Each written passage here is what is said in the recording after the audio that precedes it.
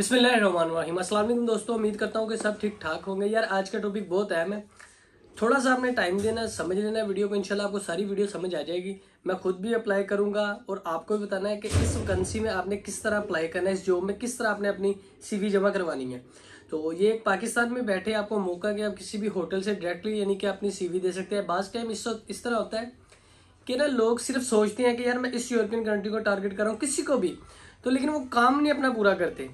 ये काम अपना हमेशा पूरा किया करे, जिसको भी आपने टारगेट किया है उससे ना हटा करे। जब आप पीछे हट जाते हैं तो आपके लिए ये फायदेमंद चीज़ नहीं होती।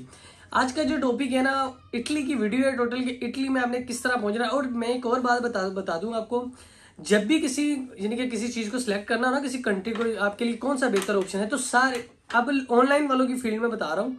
अब मेरे पास CV वगैरह, मैं किस तरह अपनी CV जमा करवा सकता हूँ, किस कंट्री में किस जॉब्स के लिए। अब मेरे पास जो CV है ना, मैंने खुद बनाई है अपनी, मैंने बनाई है होटल फील्ड के लिए, ठीक है। वो मैंने इस वजह से बनाई है कि यार मैं भी अप्लाई करूंगा, साथ में आपको बताऊंगा अप्लाई।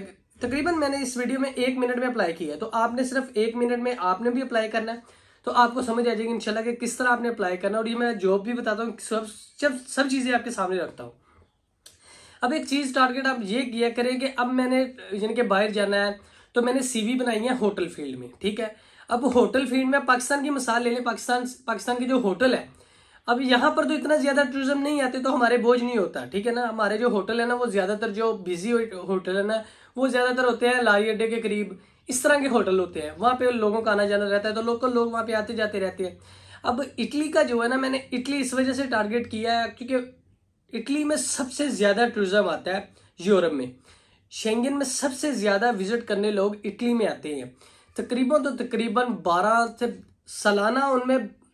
सालाना इटली का जो विजिट करते हैं लोग, वो 10 से 12 करोड़ लोग एक साल में इटली का विजिट करते हैं।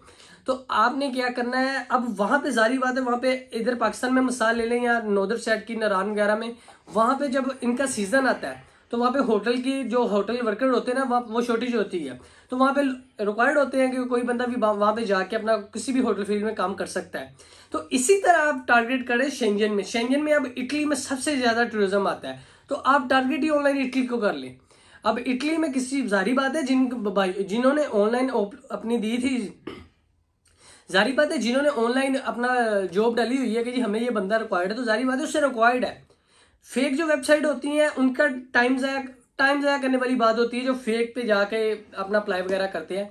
तो इन चीज़ों से ज़रा बचिएगा। अच्छा, अब इटली में आपने कैसे अप्लाई करना और वैकेंसी कैसे है, सब कुछ मैं आपको इस वीडियो में बता दूंगा।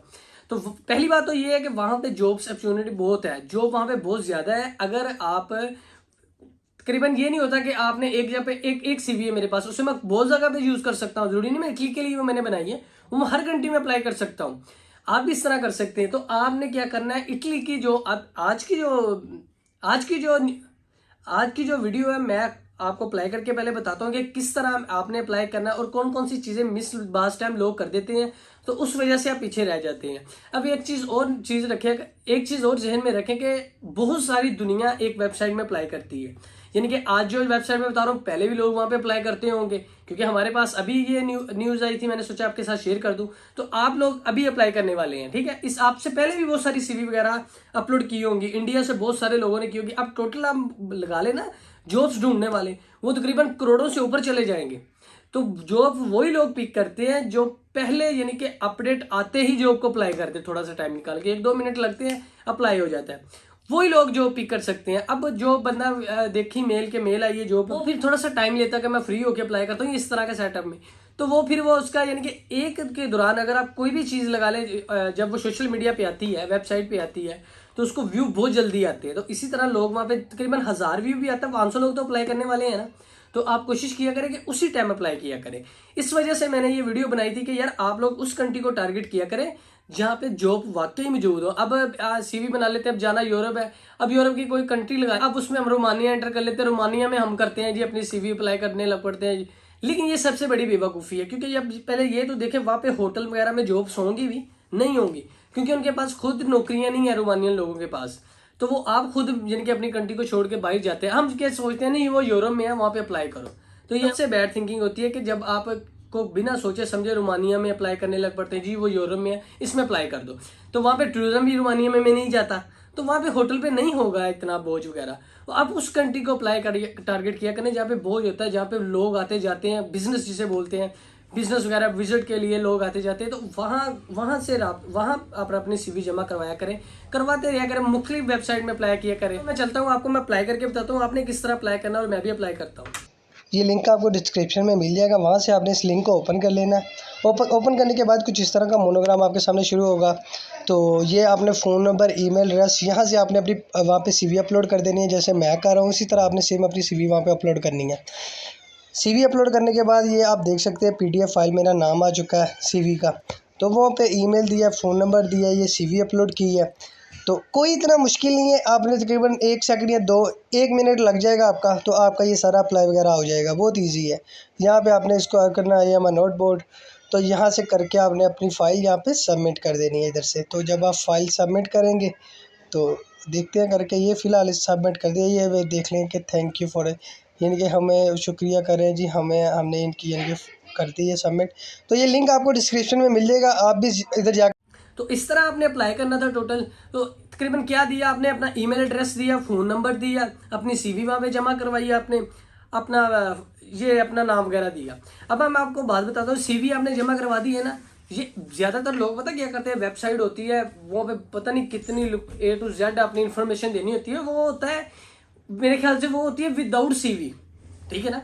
एक CV आपने बनवाई है, उसमें टोटल इन्फॉर्मेशन आपकी लिखी हुई है पहले ही, पोस्टल कोड वगैरह, एरिया कोड वगैरह सब कुछ वहाँ पे मेंशन किया हुआ है। तो फिर दोबारा वहाँ पे अप्लाई करने के लिए क्यों ज़रूरी है, वो मेरे ख्याल से गलत होता है। और जहाँ पे अब हमने CV अपलोड की है, CV में जारी बात है मेरा सारा डाटा होगा। इसी तरह ना मैंने वो वहाँ पे अपलोड कर दी, मैंने अपना फ़ोन नंबर पर्सनली फिर उन्हें दे दिया, अपना ईमेल एड्रेस दे दिया। ईमेल एड्रेस देने से मेरा ये हुआ कि आपके सामने उन्होंने अब मुझे ईमेल के ज़रिए अब मुझे कोई मेल नहीं आई, मैंने अप्लाई किया ना तो मुझे कोई मेल नहीं आई। मुझे उम्मीद है कि 3, 4, 5 घंटे जब मेरी CV वो देखेंगे तो वो मुझे अपना करेंगे, अपना रिप्लाई करेंगे। अच्छा, अब मैं बता दूं कि जब बंदा सिलेक्ट होता है तो किस तरह की मेल आती है। बहुत सारे दोस्तों को इस चीज़ का नहीं पता, शायद उन्हें आती भी हो, वो इस चीज़ को इग्नोर कर दें, या पढ़ना लिखना मतलब कम आता हो तो वो इस चीज़ को पढ़ लिख ना पाए।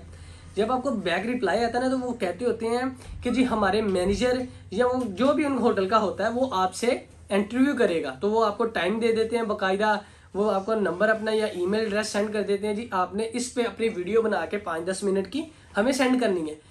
जिन भाइयों को पता है रोमानिया के लिए पाकिस्तान में भी आप अप्लाई करते हैं ना, तो आपको यहाँ पर भी 3 मिनट या 5 मिनट की वीडियो बना के अपने एजेंट को देनी होती है, जिससे भी आप अप्लाई करवा रहे हैं।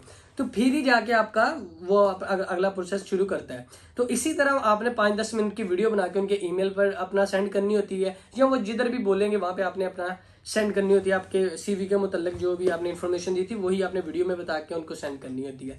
या बास टाइम इस तरह होता है कि एम्प्लॉयर खुद ही अपने सवाल जवाब लिख के आपको दे देता है कि इन सवालों के जवाब हमें सेंड कर दो। तो इस तरह आपका ये इंटरव्यू होता है। बाज़ इंटरव्यू ऐसे भी होते हैं जिससे कनाडा, इंग्लैंड में होते हैं, वो डायरेक्टली आपके साथ इंटरव्यू करते हैं। एक साइड पे आपको वीडियो कॉल पे ले लेते हैं और एक साइड पे खुद वो आके आपका इंटरव्यू करते हैं। तो इस तरह फिर आपका जॉब ऑफर लेटर वो आने वाली वीडियो में इंशाल्लाह मैं बताऊंगा फिर आगे क्या स्टेप होते हैं। लेकिन फिलहाल मैं आपको इतना ही बता रहा हूँ क्योंकि वीडियो बहुत लंबी हो जाएगी। तो इस तरह आपने ये अप्लाई करना है। वो इस तरह आपने अप्लाई करने के बाद ये चीज़ें थी जो अहम है वो समझने वाली थी, वो मैंने बता दी हैं। अप्लाई करने के बाद आपने अपनी जीमेल पे एक्टिव रहना होता है कि आपको पता चले किधर किधर से लोग आपके साथ रब्ता करें। एक और चीज़ मैं ऐड करता चलो, जरूरी नहीं कि आपने इसी वेबसाइट पे यानी कि स्टिल हो जाना है कि जी मैंने अप्लाई कर दिया बस एक जगह पे आज खत्म। तकरीबन आप 1 आधा घंटा निकाल लिया करें रात के वक्त, तो ज़्यादा से ज़्यादा अपना किया करें अप्लाई, ताकि आपको भी बेनिफिट हो आपकी मेहनत का। बाकी सब कुछ अजर अल्लाह ताला की ज़ात ने देना है। तो अगर कोई भाई CV कवर लेटर बनवाना चाहता है तो इस नंबर पे वो रब्ता कर सकता है। तो चैनल मज़ीद इन्फॉर्मेशन के लिए चैनल को सब्सक्राइब कर लें ताकि आने वाली जॉब्स इन्फॉर्मेशन वीडियो आप तक पहुँचती रहे। अपना बहुत सा ख्याल रखिएगा। अल्लाह हाफिज़।